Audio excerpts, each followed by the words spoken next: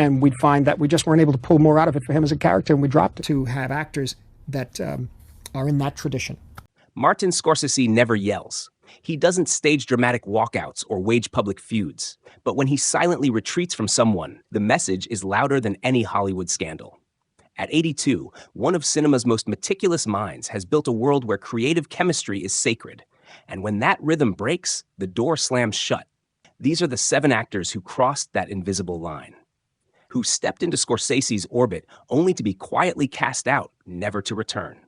And it begins with a clash over hair. Yes, hair, that derailed what could have been a lasting partnership. Mark Wahlberg, the hair that broke the frame.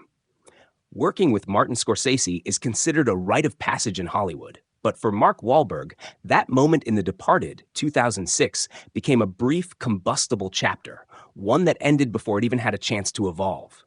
Wahlberg played Staff Sergeant Dignam, a firecracker of a character meant to rattle the system. But what should have been a few weeks on set turned into a conflict that left lasting tension. Wahlberg showed up to shoot, not with Scorsese's envisioned look, but wearing hair extensions from his previous film Invincible. For a director obsessed with authenticity, that was a red flag. Scorsese, unamused, confronted him. Wahlberg, never one to back down, didn't flinch. "You've got to cut your hair," Scorsese demanded. "I don't give a Wahlberg responded, later recalling the moment in an interview with Happy Sad Confused. That tension wasn't just personal, it rippled across a set packed with alpha energy. DiCaprio, Nicholson, Damon, Baldwin. And only one man had the final word. The friction didn't destroy the film. In fact, The Departed became a juggernaut, earning Scorsese his long-awaited Best Director Oscar and giving Wahlberg his only Academy Award nomination. But behind the applause, something quietly fractured. There were no follow-up calls, no second chances. Despite the critical success, the working relationship died on that set. Years later, Wahlberg acknowledged the tension. "I understand where Marty was coming from, but understanding doesn't mend broken trust." In Scorsese's universe, where every pause and movement is deliberate, that early clash became more than a disagreement. It was a test. And Wahlberg failed it. So while fans still celebrate The Departed, what they don't see is the cost behind the scenes. Respect was earned. Loyalty wasn't. And in the silent aftermath, Scorsese made a definitive choice. Wahlberg would never be invited back into frame. 2. James Caan, the improviser who couldn't be directed. Long before Goodfellas, long before Casino, Martin Scorsese had another gangster epic in mind. And in his sights was James Caan, hot off The Godfather, the very image of 1970s masculinity. To the public, it seemed like a perfect match, the raw magnetic energy of Caan paired with the precise, visionary mind of Scorsese. But instead of brilliance, what followed was a breakdown in creative language so deep it ended their collaboration before it truly began. Caan was instinct. He didn't memorize beats, he felt them. He came to set like a storm, improvising lines, adjusting blocking, shifting emotional tone on the fly. It was his method, chaotic, alive, unpredictable. But Scorsese? He wasn't searching for chaos. He wanted architecture. Every gesture, every breath was measured. And when those two forces collided, the script and their connection began to crumble. Witnesses recalled the tension vividly.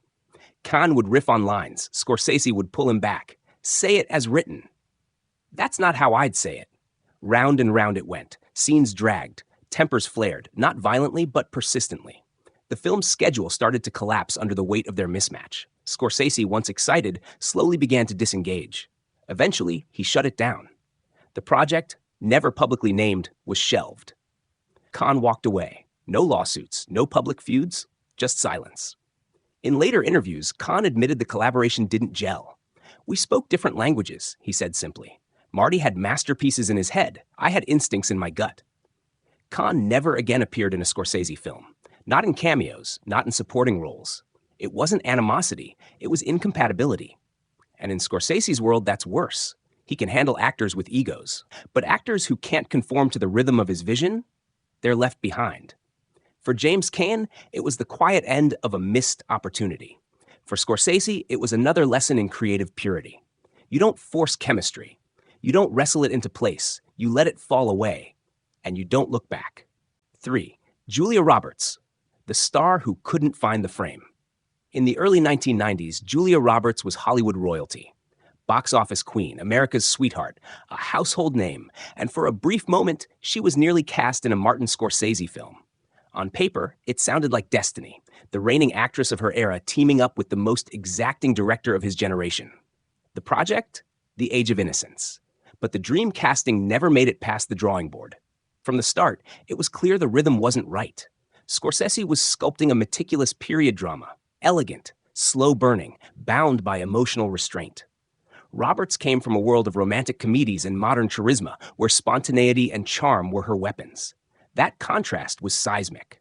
Roberts was considered early on for the role of Ellen Olenska, a woman navigating 19th century repression with aching subtlety. But in early meetings, the disconnect emerged. Roberts questioned the restrictive costumes. She wanted to loosen some of the archaic dialogue.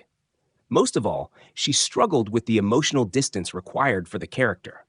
A stillness Scorsese demanded, but she couldn't locate within herself.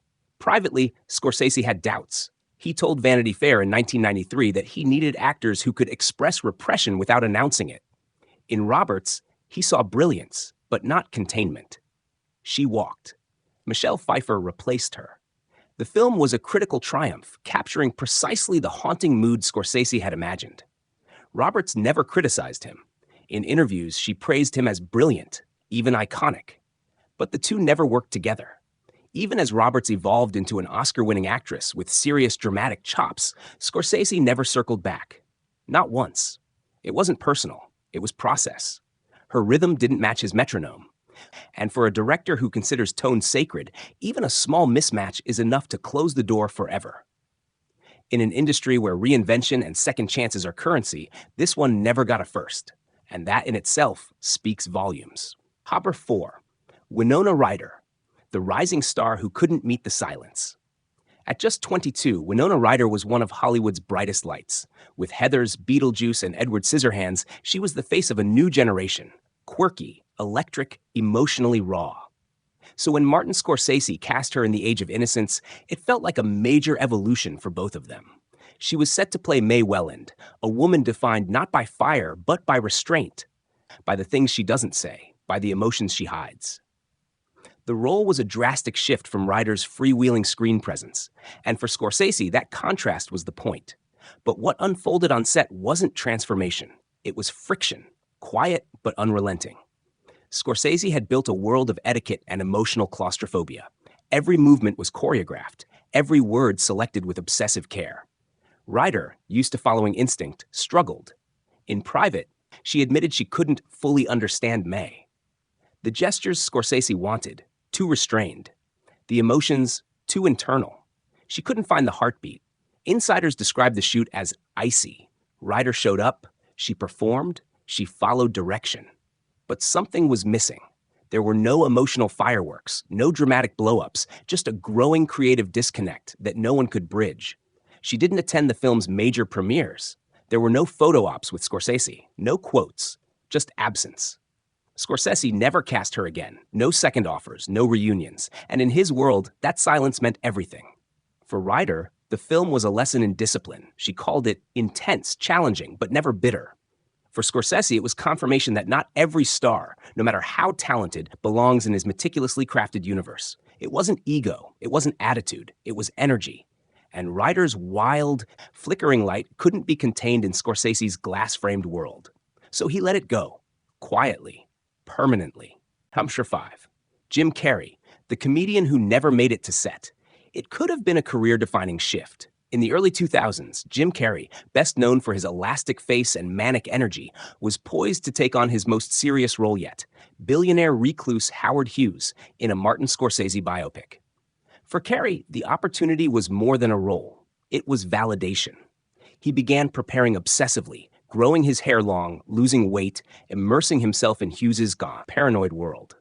He wanted the transformation to be total. But what began with excitement soon turned into creative dissonance. Scorsese had a very different idea. He envisioned a film built on structure, subtlety, and historic accuracy. Every gesture would be calibrated, every line of dialogue locked in.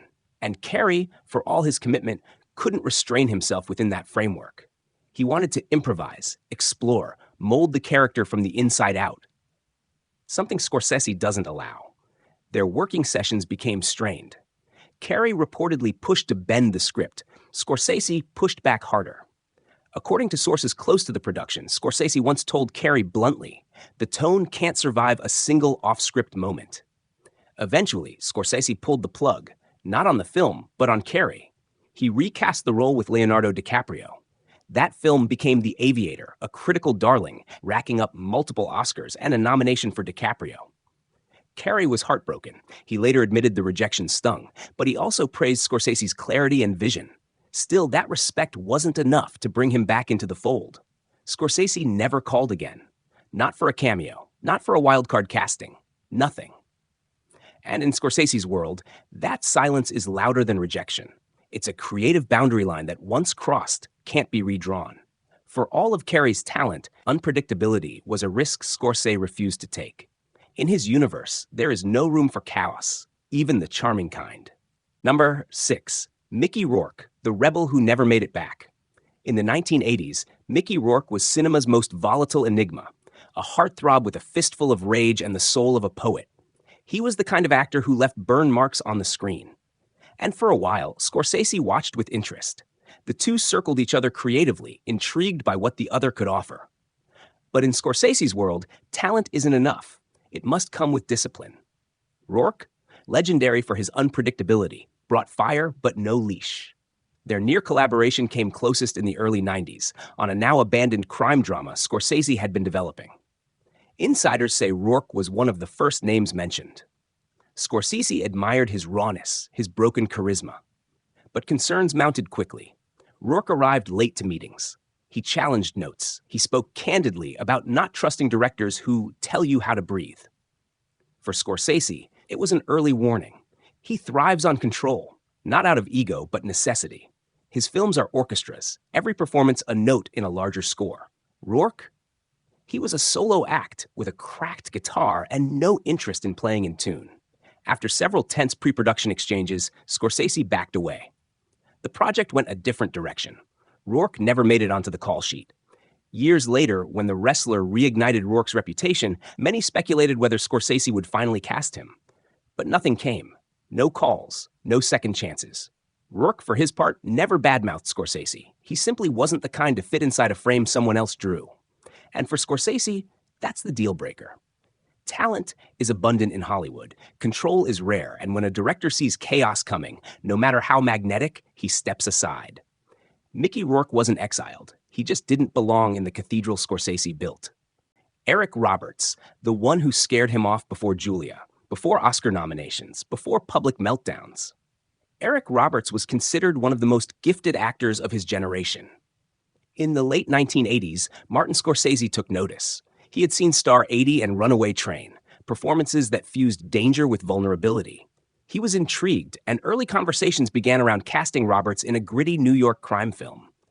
But then came the red flags. At the time, Eric Roberts was spiraling, not professionally, but personally. His reputation for erratic behavior was growing. Missed meetings, substance use rumors. Directors and producers who once championed him started quietly walking away. Scorsese, known for working with difficult personalities, paused and watched. According to industry insiders, Scorsese never formally auditioned Roberts. He never had to. He saw the spark, but also the volatility.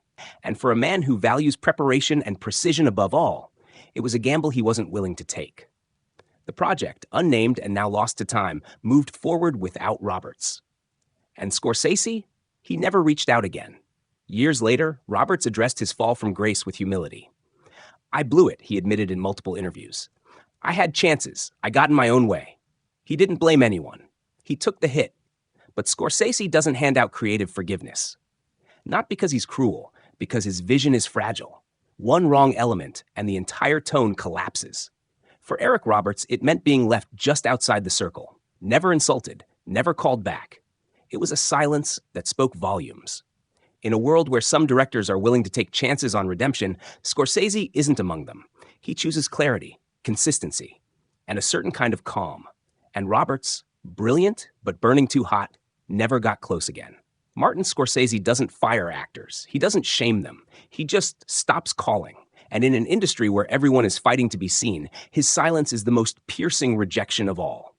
Each of these actors, talented, charismatic, even legendary, failed not because they weren't good enough, but because they didn't fit his rhythm.